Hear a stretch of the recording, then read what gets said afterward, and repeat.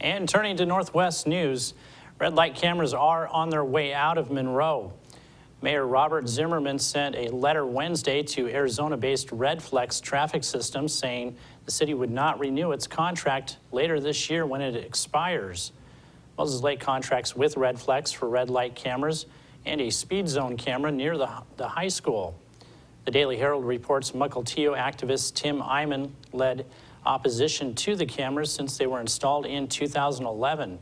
He calls them a money grab. Citizens voted against the automatic ticket system in advisory elections, but courts said they were not binding. The residential real estate market continues to improve in Washington. A new report from the University of Washington says that sales of existing homes rose 14.7% in the first quarter of 2013 compared to the same period a year ago. Prices are also on the rise.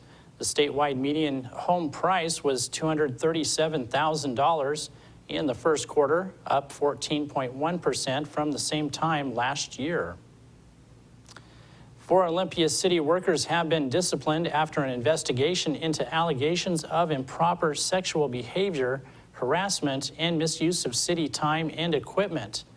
The Olympian newspaper reports Waste Resources Director Dan Daniels was suspended 2 weeks without pay, and 3 Parks employees have or could be transferred to other city positions. In addition, Parks Operations Manager Rhonda Tietzil resigned in March when the investigation began. She said she quit because she had a sexual encounter with Daniels in his office. 2 inmates from the city jail in Enumclaw are back in custody after escaping overnight and forcing 2 teens to trade clothes. Cairo reports the inmates were doing some work in the police station when they slipped away from the officer watching them at about 9:30 p.m. One was caught about 2 hours later, and the other was caught early this morning. 2 teens who encountered the men say the escapees mugged them for their clothes, leaving their jail clothes behind.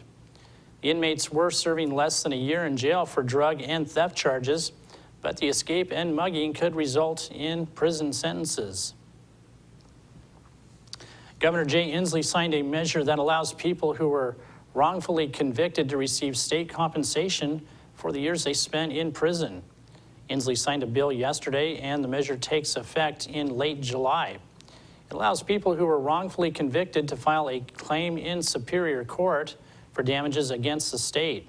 Someone would have to show their conviction was reversed or vacated based on significant evidence of actual innocence.